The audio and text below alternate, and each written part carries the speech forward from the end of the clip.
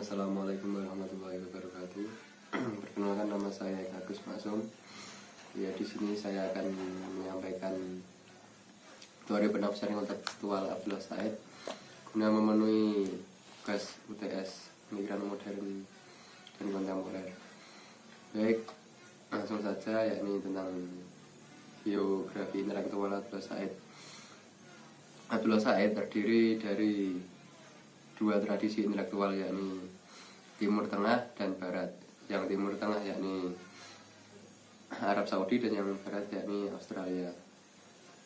Abdullah Said adalah keturunan suku bangsa Oman yang bermukim di Pulau Maldives. Setelah ia hijrah ke Melbourne, Australia untuk menempuh pendidikan S2, Abdullah Said mengabdikan dirinya di Universitas Melbourne dan menjadi profesor di sana. Beliau juga mengajar sastra dan program pasca sarjana kelas internasional.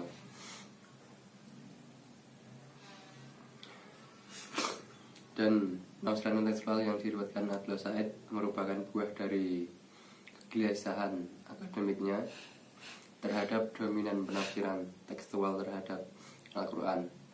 Penafsiran yang bersifat tekstual harfiah ini telah mereduksi pesan Al-Quran karena telah mengabaikan dimensi konteks pemahyuan maupun konteks penafsiran. Kegelisahan Abdullah Said ini paling tidak terlihat dari klarifikasinya terhadap tren isu pemikiran kontemporer. Dan poin selanjutnya yakni tentang paradigma pemikiran Abdullah Said. Abdullah Said banyak mengapresiasi tentang pemikiran Fadlur Rahman, yang mana yakni tentang double moving. Pemikiran Abdullah Said banyak merujuk pada teori Fadlur Rahman ini.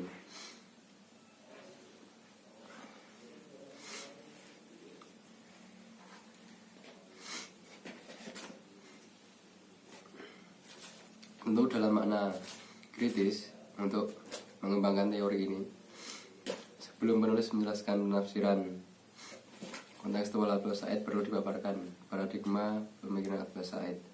Sebagaimana Fadlur Rahman tentang teori Abdullah Said berpusat pada Al-Quran, yakni bagaimana mengelaborasikan makna Al-Quran. Hal ini sangat mendasar mengingat bahwa Al-Quran adalah sumber pertama hukum.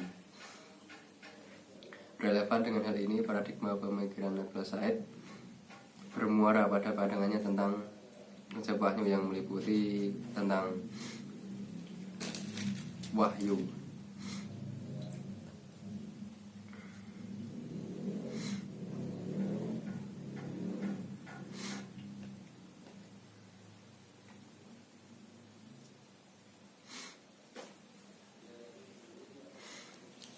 Baik, yang pertama yakni tentang konsep wahyu.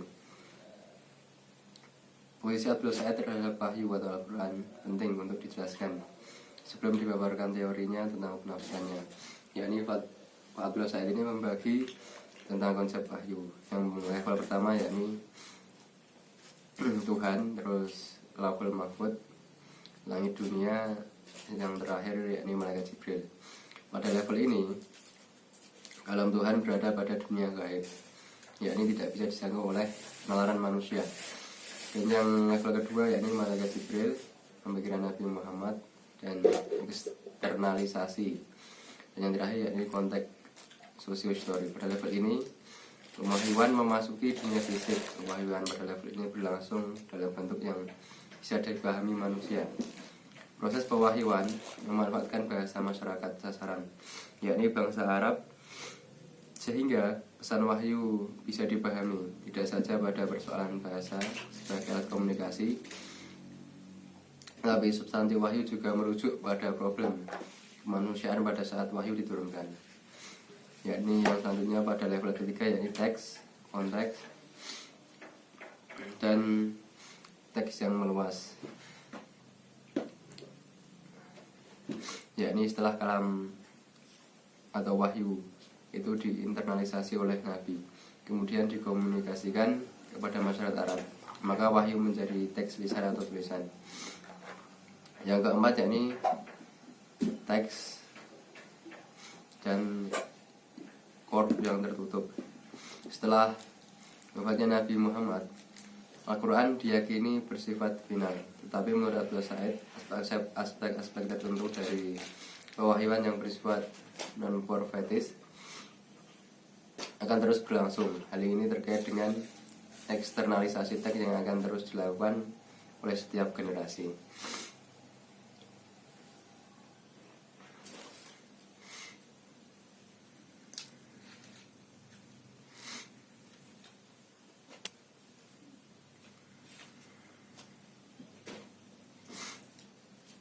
Yang selanjutnya yakni tentang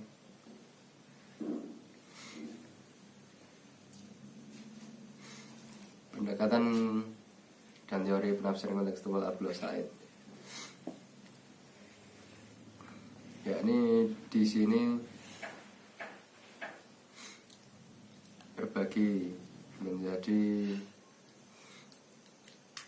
tahapan-tahapan. Yang pertama yakni tentang model penafsiran. Dalam skema disebutkan bahwa model penafsiran terdiri dari teks. Terus tahap yang pertama yakni pencobaan dengan dunia teks. Terus tahap kedua yakni analisis kritis terhadap kebahasaan dan konteks literal. Terus tahap yang ketiga yakni makna untuk penerimaan pertama, yakni konteks sosiohistory. Terus yang keempat yakni makna untuk masa sekarang, yakni analisis konteks pada zaman sekarang itu bagaimana. Jadi saya akan melanjutkan tentang penjelasan skema tadi, yakni ada 4 tahapan. Yakni tahapan yang pertama adalah perjumpaan penafsiran dengan teks dan dunia teks. Tahapan ini dilanjutkan dengan kajian terhadap apa yang dikatakan teks tentang dirinya sendiri tanpa merelasikan dengan komunitas pertama dan konteks sekarang. Terus yang kedua yakni tahapan kedua terdiri dari kebahasaan, yakni linguistik, yakni menyelami aspek kebahasaan teks, makna, kata dan bahasa yang diselami terdapat tata bahasa dan nahwu dan aspek qiraat. Yang kedua yakni konteks literal. Dalam bahasa ilmu Al-Quran adalah muhasabah ayat, baik ayat sebelumnya atau maupun sesudahnya. Yang ketiga yakni bentuk literal, yakni mengidentifikasi apakah teks bersifat histori, doa, pepatah, perumpamaan, atau kisah-kisah atau hukum. Dan yang keempat yakni teks paralel, yakni mengeksplorasi apakah ada teks lain yang mempunyai kemiripan dengan teks yang dikaji dan seberapa jauh teks mempunyai kemiripan dan perbedaan. Yang kelima yakni preseden, yakni mengidentifikasi teks yang mempunyai kemiripan substansi dan menelaah apakah teks tersebut diturunkan lebih dahulu atau setelah teks utama yang dikaji. Terus tahapan yang ketiga yakni tentang merealisasikan teks dengan komunikasi penerima pertama. Tahapan ketiga ini terdiri dari analisis konteks, yakni mengidentifikasi aspek histori dan informasi sosial yang sekiranya bisa menjelaskan makna teks, menganalisis pandangan dunia, budaya, keyakinan, norma, nilai, dan institusi atau komunitas penerima pertama Al-Quran di Hijaz. Termasuk dalam analisis ini adalah mengidentifikasi sasaran teks, di mana mereka hidup, dan konteks atau kondisi yang mengitari sasaran teks ketika isu-isu politik, hukum, budaya, dan ekonomi muncul. Yang kedua yakni melakukan atau menentukan hakikat pesan dan cakupan teks, baik hukum, teologi, dan etika. Yang ketiga, mengeksplorasi penekanan pesan dan pesan spesifik yang sekiranya menjadi fokus teks, termasuk dalam hal ini mengidentifikasi apakah pesan bersifat universal ataupun bersifat parsial. Yang keempat yakni mempertimbangkan pesan utama teks dengan tujuan dan konsekuensi Al-Quran secara makro. Yang kelima, mengevaluasi bagaimana teks diterima oleh komunitas pertama dan bagaimana mereka menafsirkan, memahami dan mengaplikasikan teks. Tahapan yang keempat yakni tentang merealisasikan teks dan konteks kekinian sampai sekarang. Hal ini dipertimbangkan dalam tahapan ini. Yang pertama yakni menentukan konsen atau profil isu-isu kebutuhan kekinian yang relevan dengan pesan teks. Yang kedua, mengeksplorasi konteks sosial, politik, ekonomi, budaya, dan konteks yang relevan dengan teks. Yang ketiga tentang